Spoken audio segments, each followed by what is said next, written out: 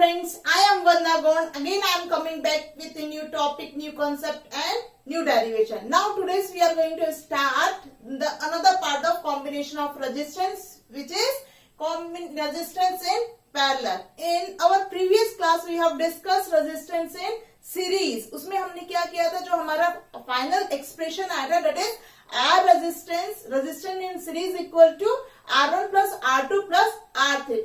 In this we are going to derive what is the expression for the resistance in parallel combination. अगर आपको पता हो तो हमने डिस्कस किया था कि सीरीज कॉम्बिनेशन में दिवाली वाला एग्जांपल मैंने आपको दिया था कि दिवाली में जो हमारे घरों की झालर जो होती है वो सीरीज में कनेक्टेड होती है, वो सिर्फ एक स्विच से ऑपरेट होती है. अगर हमने स्विच बंद किया तो वो पूरी झालर क्या हो जाएगी, बंद हो जाएगी. अगर हमने स्विच ऑन किया तो उसमें लाइट आ जाएगी. अगर मैं रेजिस्टेंस इन पैरेलल की बात करूं, है ना, रेजिस्टेंस इन पैरेलल की कॉम्बिनेशन, रेजिस्टेंस इन पैरेलल की बात करूं तो हमारे घरों में जो कनेक्शन होता है वो सीरीज में होता है कि पैरेलल में होता है? ऑफ कोर्स पैरेलल में होता है. जो हमारे घरों में फैन होते हैं, ट्यूबलाइट होते हैं, मिक्सर ग्राइंडर होते हैं और भी डिफरेंट इलेक्ट्रिकल अप्लायंसेस होते हैं, तो क्या वो एक ही स्विच से ऑपरेट होते हैं? नहीं, they are operated individual switch. अगर हमें फैन बंद करना है तो क्या उसके लिए हमें एक स्विच, अगर हम सीरीज कॉम्बिनेशन में फैन, ट्यूबलाइट और जो भी हमारे अदर इलेक्ट्रिकल अप्लायंसेस है, अगर तो हम उसको सीरीज कॉम्बिनेशन में करेंगे तो अगर मैं उनको फैन बंद करना है तो लाइट भी बंद हो जाएगी और भी जो भी दूसरे इलेक्ट्रिकल अप्लायंसेस है वो भी बंद हो जाएंगे, है ना. इसलिए हमारे घरों में जो कनेक्शन होता है वो कैसा होता है, पैरेलल में होता है, और it can be operated by single individual switch, है ना.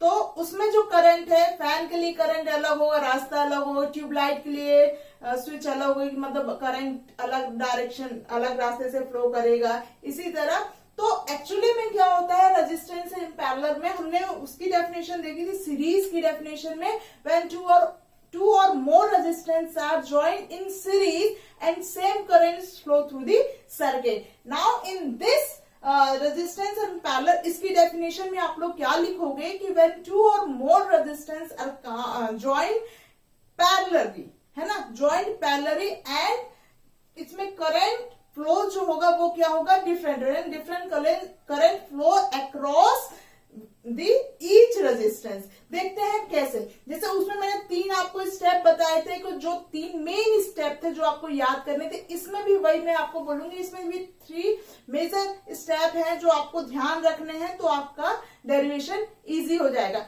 इस पे न्यूमेरिकल्स आते ही आते हैं सीरीज कॉम्बिनेशन में, पैरेलल कॉम्बिनेशन में. बोर्ड एग्जाम में 100% एनसीईआरटी जो भी आपका सीबीएसई का एग्जाम होता है तो उसमें एक न्यूमेरिकल 100% आता है. 3 मार्क्स का भी हो सकता है, 5 मार्क्स का भी होता है.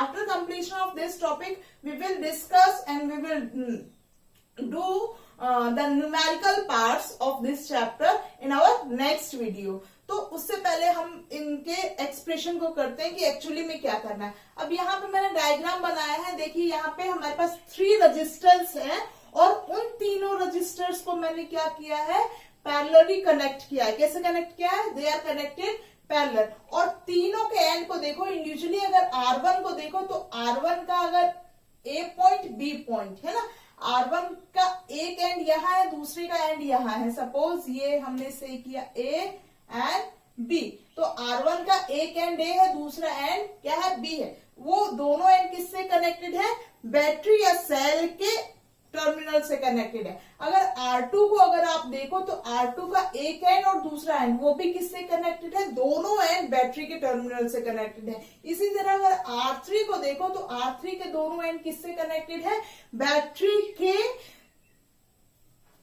दोनों टर्मिनल से कनेक्टेड है. तो इसका मतलब क्या है कि ये जो पोटेंशियल डिफरेंस है, पोटेंशियल डिफरेंस क्यों होता है, क्यों दे रहे हैं हम, क्योंकि करंट फ्लो हो उस सर्किट में. क्यों हो, क्योंकि करंट फ्लो हो. तो अब यहाँ पे देखो R1, R2, R3 क्या है, तीनों सेल के पॉजिटिव और नेगेटिव दोनों टर्मिनल से कनेक्टेड है. मतलब अगर मैं इनमें से किसी को भी रिमूव करूं तो R1 में भी पोटेंशियल सेम होगा, R2 में भी पोटेंशियल सेम होगा और R3 में भी पोटेंशियल सेम होगा. अगर आपको ऐसे बात नहीं समझ में आई तो ओम्स लॉ देख लो लगा के. अगर मैं R1 सर्किट को बस लेती हूँ, दिस इज R1 और इसमें क्या है, सपोज I करंट फ्लो हो रहा है ना, कितना कितना करंट फ्लो हो रहा है, आई करंट फ्लो हो रहा है, और यहाँ पे ये वोल्ट है आपका। तो अकॉर्डिंग टू ओम्स लॉ क्या है, Ohm's law V is directly proportional to I, है ना। तो V is equal to I R. अब यहाँ पे क्या वोल्टेज क्या है, सेम है, रेजिस्टेंस क्या है, R1 है, वोल्टेज क्या है, सेम है। तो करंट क्या होगा, करंट के लिए एक्सप्रेशन क्या हो जाएगा आपके पास, I equal to V by R1। तो R1 के लिए करंट हमने एज्यूम किया I1, R2 के लिए क्या हो जाएगा I2। क्यों हो जाएगा करंट डिफरेंट, क्योंकि रास्ते अलग अलग है। Potential in this diagram, potential difference जो है सेम है। क्यों सेम है, अरे भाई देखो ना, R1 के दोनों एंड बैटरी के दोनों एंड से कनेक्टेड है, R2 के भी दोनों एंड देखो बैटरी के दोनों एंड से कनेक्टेड है, और R3 के भी दोनों एंड क्या है, बैटरी के दोनों एंड से कनेक्टेड है। मतलब पोटेंशियल क्या है, सेम है। क्या अलग होगा, यहाँ पे करंट अलग होगा। अब सपोज यहां से करंट फ्लो हो रहा है, तो इस R1 के थ्रू जो करंट मिलेगा, let's say I1, R2 path में जो करंट मिलेगा I2, और R3 में जो करंट होगा दैट इज I3। आपको सिर्फ ये ध्यान देना कि अगर रास्ता सेम हो, अगर पाथ सेम हो, तो वहां पे करंट सेम होगा, और पाथ जहां पे भी अलग अलग हो जाते हैं, डिफरेंट हो जाते हैं, वहां करंट क्या हो जाएगा, डिस्ट्रीब्यूट हो जाएगा। करंट क्या होगा, डिस्ट्रीब्यूट हो जाएगा। ध्यान समझ में आई बात, रास्ता सेम, करंट सेम, रास्ता अलग अलग, करंट अलग अलग। तो इसमें पोटेंशियल डिफरेंस इज सेम। इसमें क्या है, potential difference across R1, R2, R3 क्या होगा, सेम होगा। क्या डिफरेंट होगा, करंट इज डिफरेंट। अभी हमने बोला कि अगर रास्ते अलग अलग है, पाथ अलग अलग है, तो करंट अलग अलग होगा। Now current is distributed. इसमें अगर आप देख रहे हैं तो I इज इक्वल टू, यहां से सपोज यहां से हमने बैटरी दी, बैटरी से क्या हुआ, यहां से तो करंट फ्लो कर रहा है, I करंट फ्लो कर रहा है, पर अब ये I यहाँ पे आगे कंफ्यूज हो गया कि ये जाए कहाँ। अगर ये पूरा I का I यहाँ इस पाथ में आ जाएगा, तो ये दोनों को कुछ भी करंट नहीं मिलेगा, है ना। अगर ये I इस पाथ में आ गया, तो ये R1 और R3 को कोई करंट नहीं मिलेगा। तो यहाँ पे क्या कंक्लूजन निकलता है कि ये जो करंट है, ये क्या होगा, तीनों रेजिस्टेंस में डिस्ट्रीब्यूट हो जाएगा। सीरीज में क्या था, पोटेंशियल डिस्ट्रीब्यूट हो गया था, यहाँ पे क्या होगा, करंट डिस्ट्रीब्यूटेड होगा। तो नाउ इसका इक्विवेलेंट डायग्राम अगर देखें, तो अगेन ये जो है पोटेंशियल डिफरेंस, वैसे अगर इक्विवेलेंट डायग्राम देखें तो ये जो रेजिस्टेंस इन पैरेलल है, इन सब ये जो है RE से डिनोट किया मैंने, इक्विवेलेंट रेजिस्टेंस इन सब का क्या होगा, सम होगा। वो सीरीज में मतलब कैसे रेसिप्रोकल में आएगा, क्या होगा, वो हम डेरिवेशन से देखेंगे, ठीक है। तो इक्विवेलेंट रेजिस्टेंस जो होगा कुछ ऐसा होगा, है ना। तो नाउ बाय ओम्स लॉ इसमें क्या है, current is distributed, current is distributed, current is distributed. Current distributed मतलब I इज इक्वल टू क्या होगा, I1 plus I2 plus I3। Current distributed हो रहा है, मतलब ये जो I है, ये I तीनों में अलग अलग डिस्ट्रीब्यूट हो जा रहा है। ध्यान देना, यहाँ पे कंफ्यूज मत होना। Then according to Ohm's law, by Ohm's law,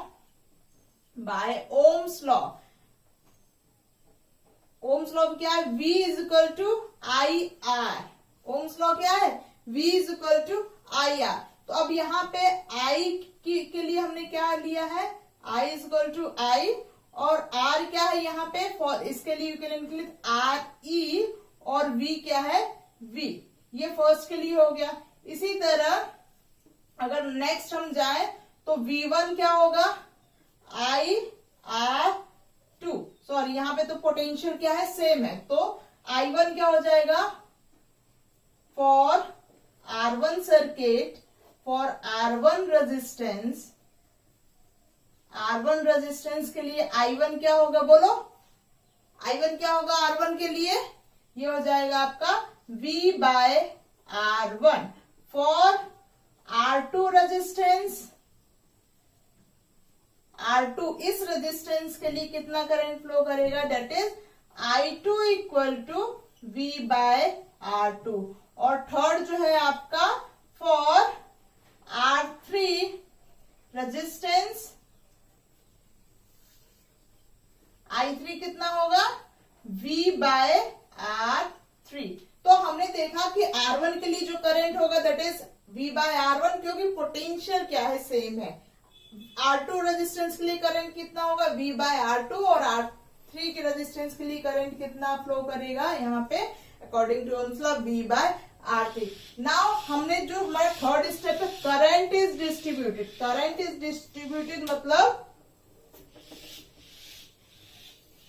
I equal to I1 plus I2 plus I3 है ना। करंट इज डिस्ट्रीब्यूटेड, करंट जो है वो तीनों पाथ में डिस्ट्रीब्यूट हो जाएगा। अगर n नंबर ऑफ पाथ है तो n नंबर ऑफ पाथ में डिस्ट्रीब्यूट हो जाएगा, ठीक है। नाउ अब यहाँ पे आप देखो, सबकी वैल्यू पुट कर दो। यहाँ पे I की वैल्यू क्या हो जाएगी आपकी, V by RE।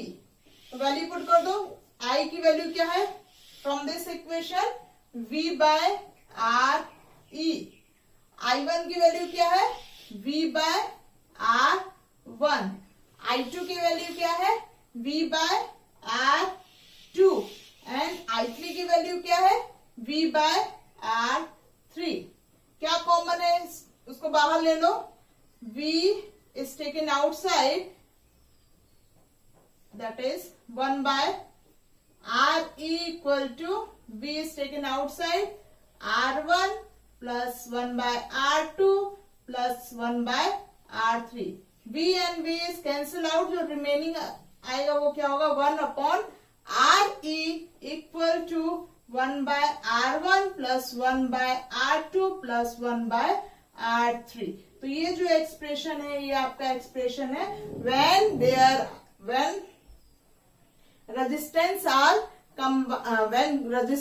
are in parallel combination। जब क्या हो, रेजिस्टेंस किसमें हो, पैरेलल कॉम्बिनेशन हो, तो उसके लिए एक्सप्रेशन या फॉर्मूला क्या होगा, 1 by RE equal to 1 by R1 plus 1 by reciprocal हो जाएगा। तो हमने जो भी पढ़ा उसको हम एक बार रिकॉल कर लेते हैं कि पैरेलल कॉम्बिनेशन में क्या होता है, पोटेंशियल डिफरेंस इज सेम, क्योंकि हर रेजिस्टेंस क्या है, बैटरी के दोनों एंड से इंडिविजुअली कनेक्ट है अगर देखें तो। और सेकेंड पॉइंट क्या है, करंट इज डिफरेंट। इसमें अगर आप देखो तो करंट क्या हो जाएगा, हर पाथ के लिए करंट अलग अलग रास्ता है। देन थर्ड क्या है, करंट इज डिस्ट्रीब्यूटेड। यहां से अगर I करंट फ्लो हो रहा है तो हर पाथ में करंट क्या हो जाएगा, डिस्ट्रीब्यूटेड हो जाएगा। अब सपोज यहाँ पे तो क्या 3 नंबर ऑफ रेजिस्टेंस है, if there are n number of resistance तो उसके लिए एक्सप्रेशन क्या होगा, if there are n number of resistance, if n star mark करके लिखोगे, if there are n number of resistor, then क्या हो जाएगा फॉर्मूला, 1 अपॉन R इक्विवेलेंट रेजिस्टेंस जो होगा 1 upon R1 plus 1 upon R2 plus 1 upon R3 up to 1 upon Rn। This is the formula. अगर यहाँ पे नेक्स्ट स्टेप हो, इफ देयर आर, जो भी नंबर ऑफ रेजिस्टेंस है वो आइडेंटिकल हो, if there are n identical resistor, if n number of identical resistor, मतलब सब रेजिस्टेंस की वैल्यू क्या है, सेम है, देन उसके लिए क्या फॉर्मूला होगा, if there are n number of identical resistor तो उसके लिए एक्सप्रेशन क्या होगा, 1 upon R equal to n into 1 by R, क्योंकि हर R की वैल्यू क्या है, सेम है। आइडेंटिकल का मतलब होता है सेम होगा।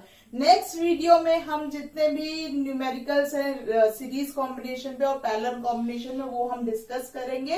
That's all for today's class. If you like this video do like, and if you have any doubt please go to the comment section. I'm saying again and again, please ask your doubt without hesitation. Thank you.